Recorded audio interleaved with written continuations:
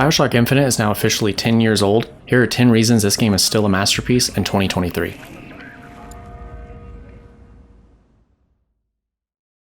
Booker, are you afraid of God? No. But I'm afraid of you. This is the opening line of BioShock Infinite, and it's fantastic. It immediately raises a few questions that capture the player's attention, like who's Booker and why doesn't he fear God?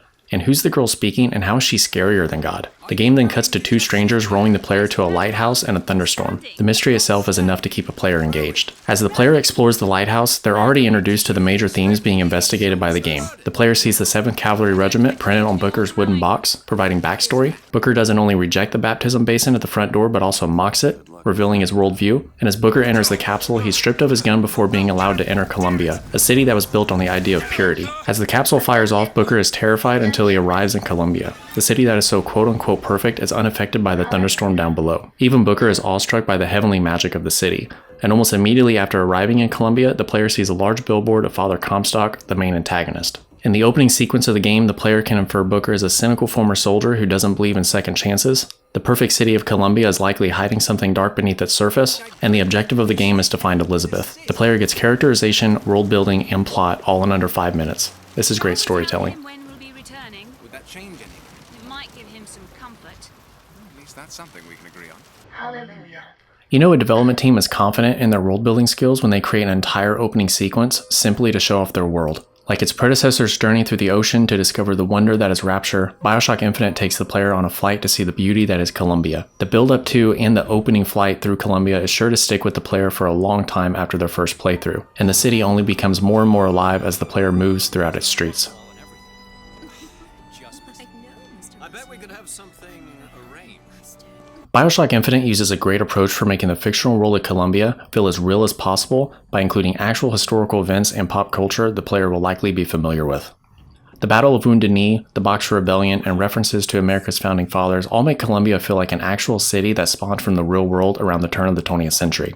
But the game goes one step further and includes music from popular culture, including renditions of God Only Knows by the Beach Boys and Girls Just Want to Have Fun by Cyndi Lauper, among many others. What's even better is that with the tears opened by the Lutesses, it is actually plausible within the lore of the game for these more modern songs to appear in 1912 when the game is actually set. The late novelist John Gardner said there are two types of plot. A person goes on a journey and a stranger comes to town. It's the adventure story versus the horror story. And while the BioShock games are classified as horror stories, the monsters are not actually located in Rapture or Columbia, but rather it's the player. Everything in Columbia is going just fine until Booker DeWitt, the stranger, comes to town and disrupts it all. BioShock Infinite, like its predecessors, are a unique horror game experience where you get to play as the monster disrupting the ordinary world. A major reason why this game was delayed 3 times, Elizabeth was a groundbreaking character. From a programming point of view, she's a marvel that gave the development team a lot of trouble trying to get right. She's an independent AI character that can interact with the environment and characters around her. She can walk up and chat with NPCs at will, or open a tear and completely alter the universe. She also scavenges during combat, making her not just some damsel in distress you have to save, but a true asset and partner to the player in the game. As a character, she undergoes the greatest amount of growth during the game, even more so than the protagonist Booker DeWitt. She transforms from an imprisoned young girl with no world experience to an interdimensional traveler who solves the puzzle of Columbia. She is at first horrified by Booker's violence, but ultimately goes on to kill Daisy Fitzroy to save a child. She starts the game not knowing Comstock is her father, but eventually drowns him at his baptism, preventing Columbia from ever existing. She's smart and powerful, which is probably why Booker finds her so scary. At the heart of Booker's story is his attempt to overcome his guilt.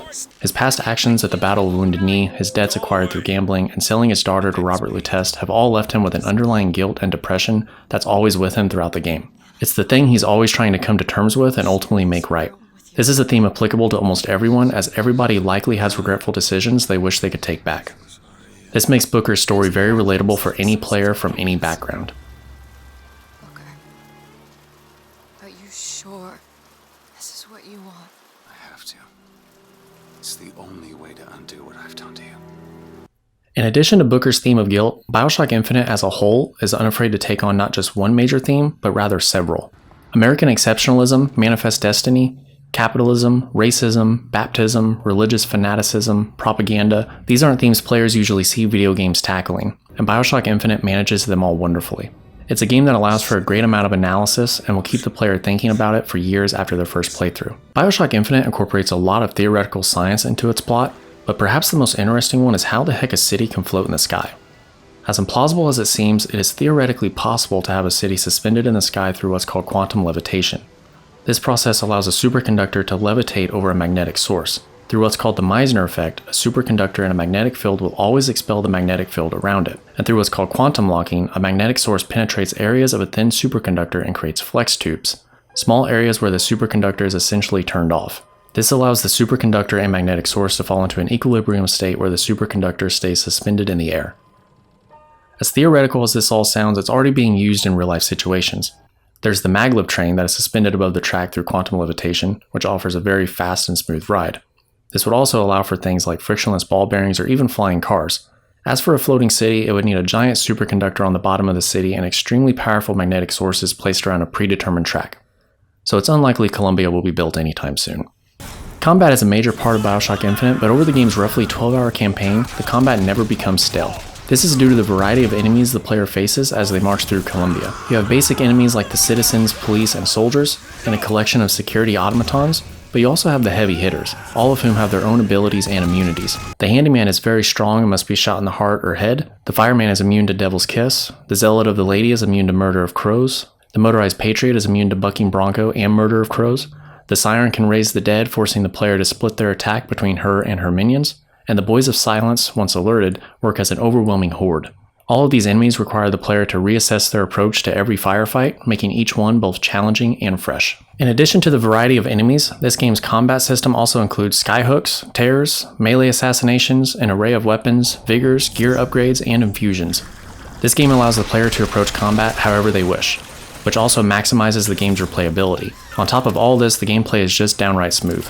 There are very few glitches in the game, and switching between guns, vigors, tears, and the skyhook is instantaneous, allowing for fast and fun gameplay. And at the end of the day, the reason we play video games is to have fun. So, how'd I do? Let me know your thoughts on BioShock Infinite in the comments below. Hit the like button if you enjoyed the video, and hit subscribe and click the notification bell to stay updated on future playthroughs and game breakdowns on the channel. Peace!